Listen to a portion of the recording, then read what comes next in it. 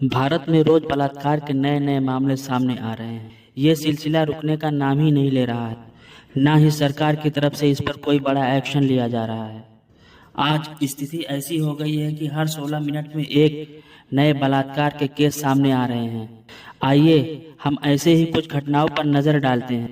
पिछले कुछ सालों में बलात्कार की ऐसी घटना सामने आई है जिससे पूरा देश हिल गया। साल 1999 में अंजना मिश्रा रेप केस भी सामने आया। ये हाई प्रोफाइल केस था जो कि उड़ीसा में हुआ था। सौम्या केरल के एर्नाकुलम से शोरनूर एक रेल से जा रही थी, तभी गोविंदाचामी नाम के शख्स ने उन्हें लूटने के उद्देश्य से हमला किया था।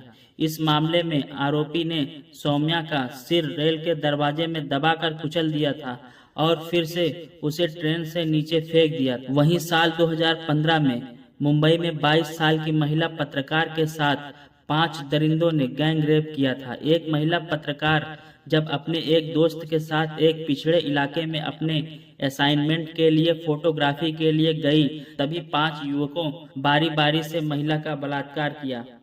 महिला विकास कार्यक्रम की एक छोटी सी कार्यकर्ता भंवरी देवी राजस्थान के भतेरी गांव में काम कर रही थी। 1992 में जब उन्होंने बाल विवाह के खिलाफ बोलना शुरू किया तो ऊंची जात के 5 लोगों ने उनके साथ बलात्कार किया।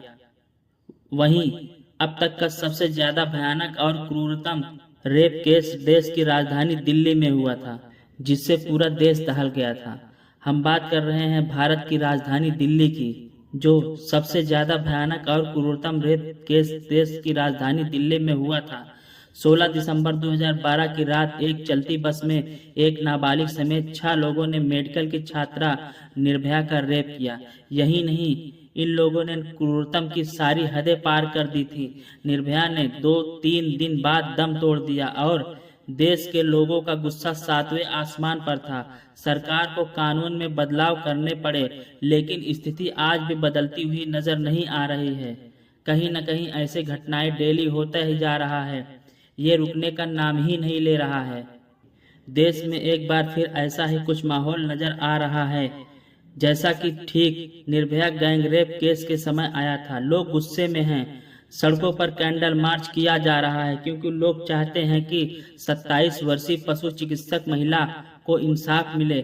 हैदराबाद में हुई इस घटना से लोगों को सदमे में डाल दिया है। महिला डॉक्टर रात में लगभग 8 बजे के आसपास जब अपनी क्लिनिक से घर वापस आ रही थी, तब अचानक रास्ते में उनकी स्कूटी पंचर हो गई। इसके बारे में उन्होंने अपनी बहन को बताया, जिस पर बहन ने स्कूटी को टोल प्लाजा पर छोड़ने को कहा और कैब लेकर घर आने की सलाह दी।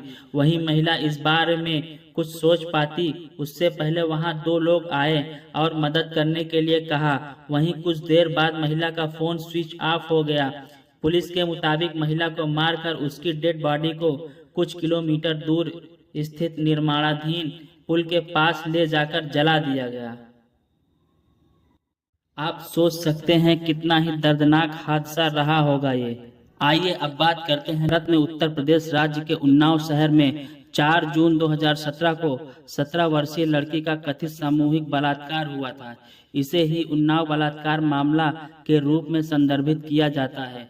पहला आरोप पत्र केंद्रीय जांच ब्यूरो ने 11 जुलाई 2018 को उत्तर प्रदेश से भारतीय जनता पार्टी के नेता कुलदीप के नाम पर दायर किया गया। दूसरा आरोप पत्र 13 जुलाई 2018 को कुलदीप सिंह सेंगर और उनके भाई, 3 पुलिसकर्मियों और 5 अन्य लोगों पर बलात्कार पीड़ित लड़की के पिता को दोषी बताने के लिए दायर किया गया। 8 अप्रैल 2018 को उत्तर प्रदेश के मुख्यमंत्री योगी आदित्यनाथ के आवास के सामने बलात्कार पीड़ित लड़की ने प्रदर्शन किया। उसके पिता की कुछ ही समय बाद न्यायिक हिरासत में मौत हो गई। इन घटनाओं के कारण राष्ट्रीय मीडिया में एक मामले की व्यापक रूप से रिपोर्टिंग शुरू हुई। कठुआ बलात्कार मामला भी इसी अवधि में हुआ और आम जनता दोनों पीड़ितों के लिए संयुक्त विरोध प्रदर्शन और न्याय की मांग करने लगे। 28 जुलाई 2019 को एक ट्रक की टक्कर में बलात्कार पीड़िता गंभीर रूप से घायल हुई और परिवार के 2 सदस्यों की मौत हो गई। खबरों के अनुसार परिवार को धमकी दी गई थी और उन्होंने मदद के लिए भारत के मुख्य न्यायाधीश को पत्र भी लिखा था। 31 जुलाई 2019 को सुप्रीम कोर्ट और मुख्य न्यायाधीश ने मामले को स्वीकार कर लिया।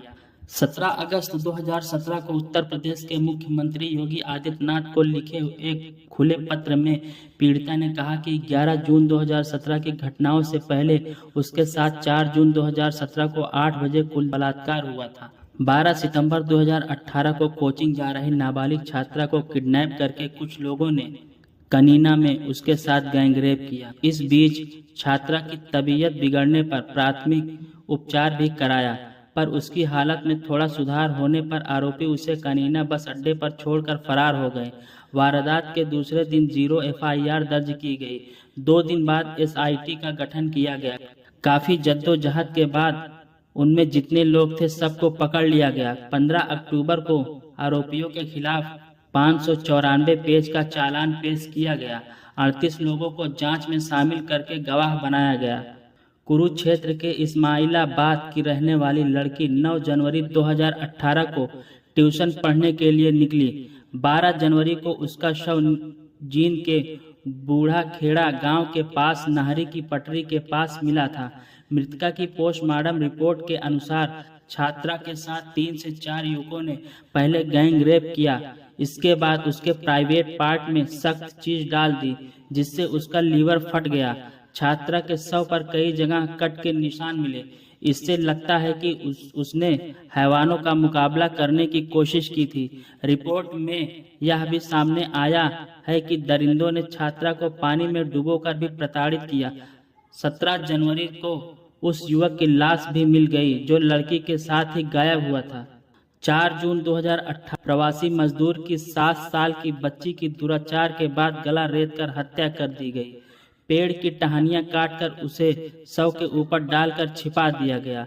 शव अर्धनग्न अवस्था में था, कपड़े दूर पड़े और प्राइवेट पार्ट पर भी काफी ज्यादा मात्रा में खून लगा था। जनवरी 2018 में लोहड़ी पर पानीपत में 12 साल की बच्ची से गैंग रेप का मामला सामने आया। हवस बुझाने के बाद बच्ची को मार दिया गया। पोस्टमार्टम रिपोर्ट के अनुसार दरिंदों ने बच्ची की मौत के बाद भी दुराचार किया। इसके बाद बच्ची को नग्न अवस्था में गांव के वाल्मीकि चौपाल के पास गंदे पानी में फेंक दिया। बच्ची अपनी मां के छोड़ने के बाद नानी के पास रहती थी। नोएडा थाना सेक्टर 49 क्षेत्र से 9 जनवरी वर्ष 2021 को एक किशोरी को अगवा कर उसके साथ रेप करने के आरोपी को मंगलवार 20 अगस्त को जनपद गौतम बुद्ध नगर न्यायालय ने 10 वर्ष के कारावास और 40,000 रुपये के अर्थदंड से पीड़ित किया है।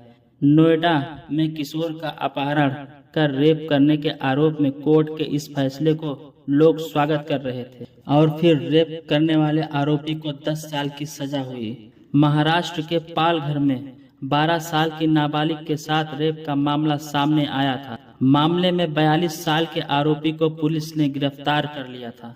पुलिस के मुताबिक आरोपी नाबालिग का पड़ोसी था। दोपहर के समय बच्ची जब घर पर अकेली थी तब वह व्यक्ति बच्ची के घर में घुसकर उसके साथ गंदा काम कर देता है। नाबालिग के शोर मचाने के बाद आरोपी मौके से भाग जाता है। बच्ची ने जब घटना के बारे में अपने माता पिता को बताया तो उन्होंने पुलिस में इसकी शिकायत दर्ज कराई। पुलिस ने आरोपी के खिलाफ भारतीय न्याय संहिता BNS की धारा 64 रेप और protection of children from sexual offence POCSO अधिनियम के तहत मामला दर्ज किया था। अब आइए बात करते हैं साल 2024 की वो घटना जिससे पूरे देश में आक्रोश का माहौल है। जी हाँ, हम बात कर रहे हैं RG कर मेडिकल कॉलेज और हॉस्पिटल की, जिसमें लेडी ट्रेनी डॉक्टर को बड़ी बेरहमी से बलात्कार करके मर्डर कर दिया था। जिसने ये दुष्कर्म किया था उसका नाम संजय राय बताया जा रहा है। आखिर कब तक देश में इस तरीके का माहौल रहेगा? सरकार की तरफ से कब बलात्कार जैसे केस पर कड़ा एक्शन लिया जाएगा और एक भारी कानून बनाया जाएगा? मैं भारत सरकार से अपील करना चाहता हूं कि जल्द से जल्द बलात्कार जैसे केस पर एक कड़ी से कड़ी कानून बनाए और ऐसे घिनौने काम करने वालों पर कड़ी से कड़ी सजा होनी चाहिए, जिससे कोई दूसरा अपराधी ये काम करने से पहले 1000 बार सोचे। वीडियो अच्छा लगे तो चैनल को लाइक करें, शेयर करें और हमारे